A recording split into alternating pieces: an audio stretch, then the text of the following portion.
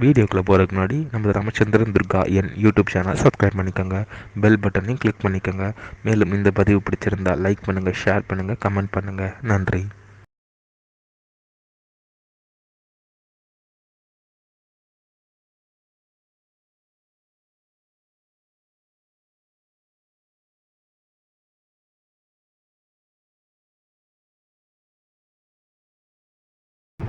ஸ்ரீகுருभ्यो நமः. ஹரி ஓம். ஸ்ரீ மகாகணாதிபதியே நமः. அனைவருக்கும் முதற்கண் கோடி நமஸ்காரங்கள், வணக்கங்கள், வந்தனங்கள். அனைவருக்கும் அன்பு கலந்த இனிய ஆசீர்வாதங்கள். நமது ராமச்சந்திரன் துர்கா என்ற யூடியூப் சேனலிலே ஆடி மாதத்தில் நிகழவிருக்கும் ஆடி கார்த்திகை கிருத்திகை 2026 என்கின்ற தலைப்பிலே முழு விளக்கமாக பதிவிட இருக்கின்றோம் என்று அடியனுடைய அனைத்து அன்பு இதயங்கள் மெய்யன்பர்களுக்கும் அன்புடன் தெரிவித்துக் கொள்கின்றோம். ஆடி கார்த்திகை கிருத்திகை 2026 பராபவ வருஷம் ஆடி மாதம் 22/4/5127 நாள் 7/8/2026 வெள்ளிக்கிழமை அன்றுதான் ஆடி கிருத்திகை, ஆடி கார்த்திகை விரதம். எல்லாரும் 6ஆம் தேதின்னு போட்டிருக்கா. ஆனால் 6ஆம் தேதி கிடையாது, 7ஆம் தேதி தான் ஆடி கார்த்திகை விரதம் இருக்கணும், ஆடி கிருத்திகையை கொண்டாடணும். இந்த வீடியோ பதிவானது ஆடி கார்த்திகை கிருத்திகை நன்னாளில் நாம் அனைவரும் இதையெல்லாம் செய்ய வேண்டும். இந்த ஆடி கார்த்திகை கிருத்திகை நாள் என்ன அவ்வளவு விசேஷம், அப்படின்னா என்ன என்பதை பற்றிய முழு விளக்கம் தான் இந்த வீடியோ பதிவு. ஆகவே அடியனுடைய அனைத்து மெய்யன்பர்களும் இந்த வீடியோ பதிவினை ஆர்வம் முதல் கடைசியிலே முழுவதுமாக பார்த்து ஸ்ரீ சப்த ரிஷிகளின் தர்மபத்தினிகள் ஸ்ரீ வள்ளி தேவசேனாசமேத ஸ்ரீ சுப்பிரமணியேஸ்வர சுவாமியினுடைய பரிபூர்ண கிருபா கடாட்சத்தையும் பரிபூர்ண ஆசியும் பெற்று தாங்களும் தங்கள் குடும்பத்தை சார்ந்தவர்களும் மிக மிக க்ஷேமமாகவும் சௌக்கியமாகவும் சகல ஐஸ்வர்யத்துடனும் சத்தாந்தான பாக்கியத்துடனும் இருக்க வேண்டுமாய் அன்புடன் கேட்டுக்கொள்கின்றேன். முதலாவதாக இந்த ஆடி கார்த்திகை ஆடி கிருத்திகை அவ்வளவு என்ன விசேஷம்? அதாவது குருதயுகத்தில் அசுரர்கள் அரக்கர்களை அழிப்பதற்காக சாட்சாத் ஸ்ரீ பரமேஸ்வரத்தின் நெற்றி கண்ணிலிருந்து ஒரு பொறியையும் அக்னி பொறியையும் சாட்சாத் பரமேஸ்வரி பார்வதி தேவி தனது ஹிருதயத்தில் இருக்கக்கூடிய ஆத்மஜோதி இந்த இரண்டும் ஒன்றாக கலந்து அக்னி பிண்டமாக ஆகி அதை அக்னி பகவான் எடுத்து சென்று சப்த ரிஷிகளின் ஒரு தர்மபத்தினுடைய கர்ப்பத்தில் சேர்த்து விடுகிறார். அதிலிருந்து உருவானவர் தான் முருகப்பெருமான். முருகப்பெருமான் வளர்ந்து அதாவது பால்ய வயதை தாண்டி அவர் யௌவன வயதை அடையும் பொழுது தன்னுடைய தாயார் தகப்பனாராக பார்வதி தேவி பரமேஸ்வரனிடமே கைலாயமே வந்து விடுகிறார். அவரை விட்டு எங்களால் பிரிந்திருக்க முடியாது என்று சப்த ரிஷிகளின் தர்மபத்தினிகள் வேண்டி கேட்டுக்கொள்ளும்போது சாட்சாத் பரமேஸ்வரன் நீங்கள் அனைவரும் ஆகாயத்தில் கார்த்திகை கிருத்திகை நட்சத்திரமாக எப்பொழுதும் ஜொலித்துக் கொண்டே இருப்பீர்கள் என்று வரம் கொடுத்து அவர்கள் ஆகாயத்தில் ஜொலித்துக் கொண்டிருந்தார்கள். இந்த ஆடி கிருத்திகை நன்னாளில் கார்த்திகை நன்னாளில் சாட்சாத் முருகப்பெருமான் பிரமாதமாக சூரபத்மனை வதம் செய்துவிட்டு அவர் என்ன பண்றாருனாக்கா தேவயானியும் விவாகம் பண்ணிடுறார். விவாகம் ஆனவுன்னா அவர் 2 பேருக்குள்ள ஒரு கருத்து வேறுபாடு. அதனால இந்திரன் தேவயானியை கூட்டுன்னு போயிடுறான். அப்போ இவர் தனிமையில் இருக்க. இப்போ தனிமையில் இருக்கும்போதே இவர் என்ன பண்ணுறார், தணிகை மலையில் அமர்ந்துக்கிறதா புராணங்கள் சொல்றது. புரியாதுங்களா? இதெல்லாம் புராண கதை தான்.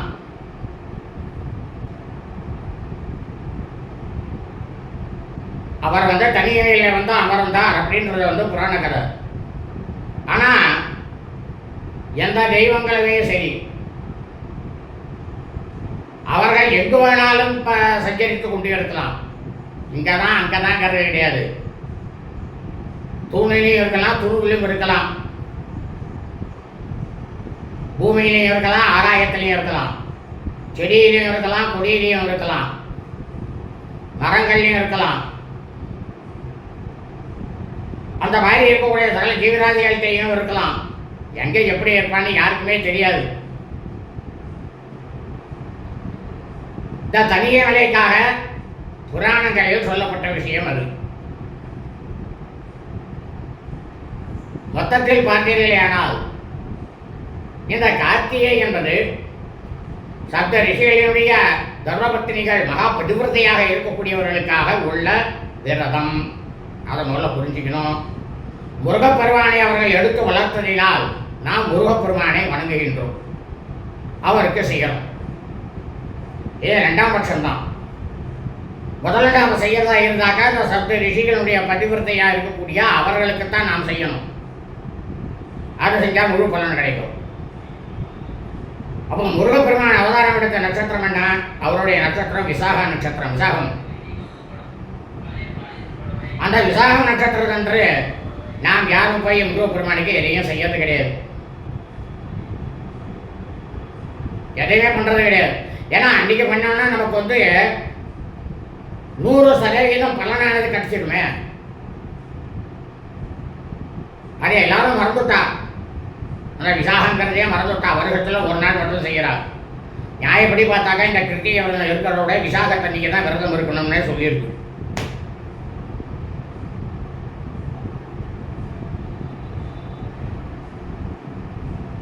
இந்த ஆடி கிருத்திகை நாள்ல இந்த சப்த ரிஷிகள் தரோபத்தினால ஆகாயத்தில் இருக்காங்க நட்சத்திரமா. அவன் என்ன பண்றான்? ஆடி கிருத்திகை நன்னாள்ல தான் பூமிக்கு வரான். பூமிக்கு முருகப்பெருமான் தனிமையில் இருக்காரு, அவரை போய் நம்ம பார்த்துட்டா அவரை சந்தோஷப்படுத்துவோம் அப்படின்னு வரா.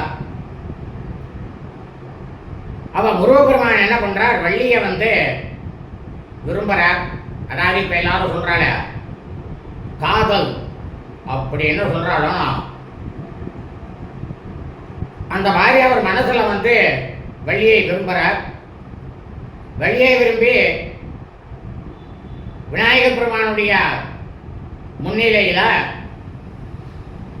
இதே ஆடி கிருத்திகை நன்னாள்ல தான் முருகப்பெருமான்,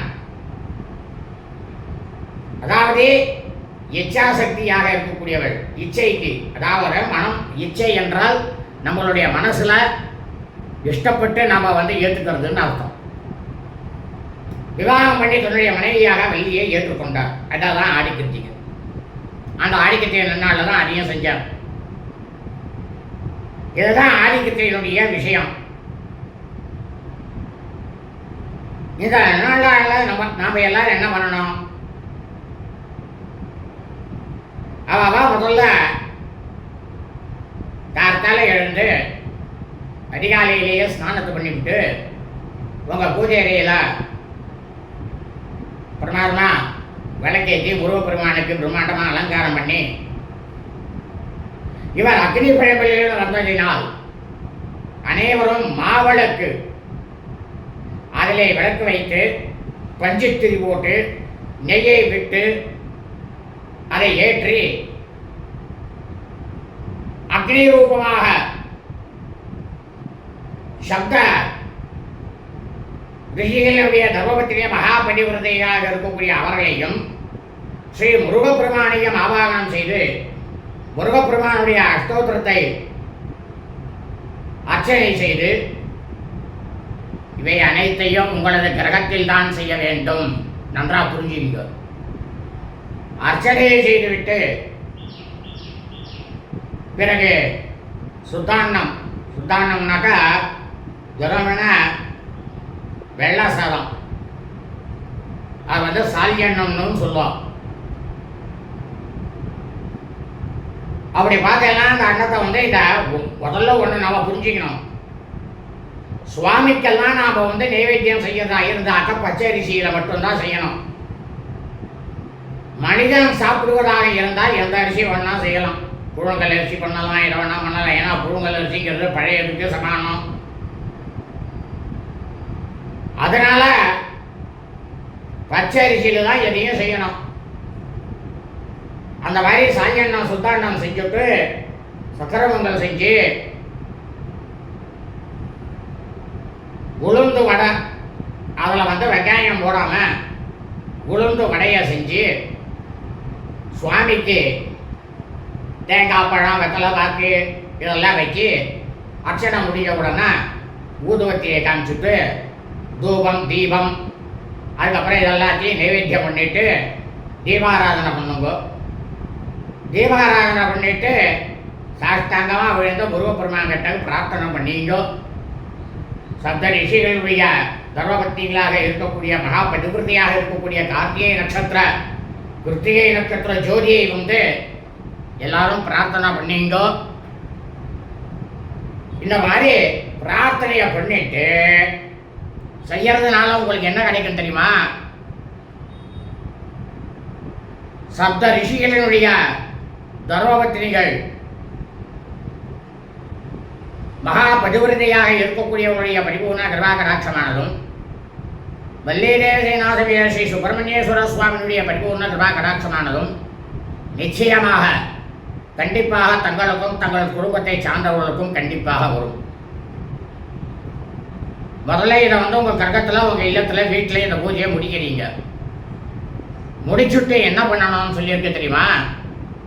காலை வேளையிலேயே உங்களது அருகாமையில் உள்ள ஸ்ரீ வல்லிதேவசேனாசமேத சுப்பிரமணியேஸ்வர சுவாமியினுடைய கோயிலுக்கு சென்று அங்கு அவருக்கு நடைபெறக்கூடிய அபிஷேகம் ஆராதனையில் கலந்து கொண்டு நம்மால் முடிந்தவரை அபிஷேக பொருட்களை வாங்கி கொடுத்து ஸ்ரீ முருகப்பெருமானுக்கு செவ்வரளி மாலையையும் ஸ்ரீ வள்ளி தெய்வானை இவர்கள் இருவருக்கும் அனைத்து கலர்களும் கலந்த புஷ்ப மாலையையும் நமது குடும்பத்தின் பெயரிலேயோ அல்லது சுவாமியினுடைய பெயரிலேயோ அர்ச்சனை செய்து சாஷ்டாங்கமாக அவருடைய திருப்பாதங்களில் சாஷ்டாங்கமாக விழுந்து நமஸ்காரம் செய்ய வேண்டும். நமஸ்காரம் செய்து பிரார்த்தனையும் செய்து கொள்ள வேண்டும். இவ்வாறு செய்து கொள்வதால் உங்களுக்கு கிடைக்கக்கூடிய பலனானது வள்ளி தேவசேனாசமேத சுப்பிரமணியேஸ்வர சுவாமியுடைய பரிபூர்ண கிருபா கடாட்சமானும் பரிபூர்ண ஆசியும் நிச்சயமாக கிடைக்கும். இதைவிட முக்கியமான விஷயம் என்னவென்றால் அவரவர்களால் முடிந்த அளவுக்கு சுவாமிக்கு பச்சை அரிசியில் ஒன்று சித்திரான்னம், சித்திரான்னம்னா புளியோதரை, விடான்னம்னாக்கா சக்கரை பொங்கல், தத்தியன்னம்னாக்கா தயிர் சாதம், நிம்மண்ணம்னாக்கா எலுமிச்சம்பழ சாதம், இந்த மாதிரி இருக்கக்கூடிய அன்னங்களை முருகப்பெருமானிடம் வைத்து நைவேத்தியம் செய்துவிட்டு அந்த கோயிலுக்கு வரக்கூடிய பக்தர்கள் அனைவருக்கும் பிரசாதமாக வழங்குங்கள். அவரவர்களால் முடிந்த அளவு செய்து ஏதேனும் ஒன்றை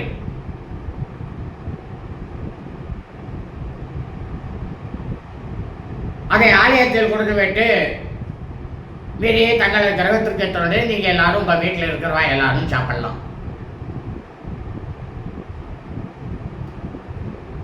இது இந்த ஆடி கார்த்திகை கிருத்திகை விரதத்தன்று நாளன்று நிச்சயமாக கண்டிப்பாக அனைவரும் செய்ய வேண்டும்.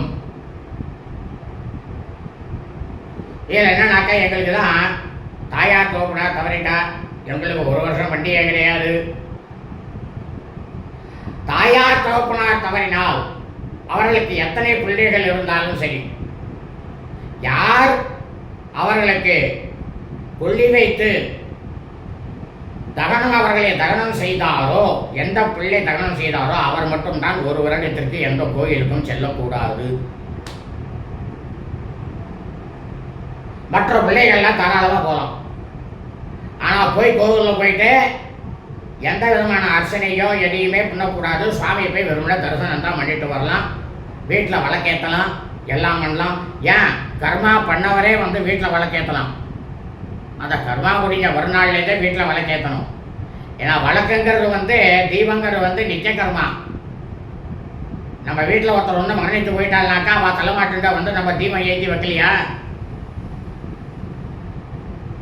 அவளுக்கு வெளிச்சம் கொடுக்கலையா? ஆனால் வந்து நித்திய கர்மால வருது. அதான் சுவாமி கிட்ட ஏற்றுறோம். இவன் வந்து போயிட்டாள்னாக்கா இந்த மாதிரி போயிட்டாக்கா அவளுக்கு காரியம் நடக்கிற வரைக்கும் ஒரு ரூமில் மூலையெல்லாம் வழக்கை ஏற்றி தெற்க பார்த்து வழக்கை ஏற்றி வைப்போம். அது கிழக்க பார்த்து ஏற்றுவோம் சாமி ரூமில், இது தெற்க பார்த்து ஏற்றுவோம். இதுதான் விஷயம். ஆனால் நிச்சயமாக வழக்கு எண்ணின்னு தான் இருக்கும்.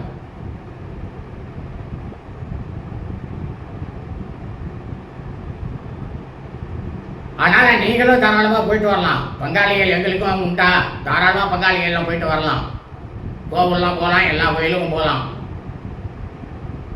ஆனால் மலை மேலே இருக்கிற கோவிலுக்கு மட்டும் போகாதீங்க. மலைக்கு கீழே இருக்கிற கோவிலுக்கு மட்டும் போயிட்டு வாங்க. வாழ்க வளமுடன் நலமுடன். இனிய ஆசீர்வாதங்கள். லோகா சமஸ்தா சுகினோ பவந்து. சுபமஸ்து. ததா அஸ்து.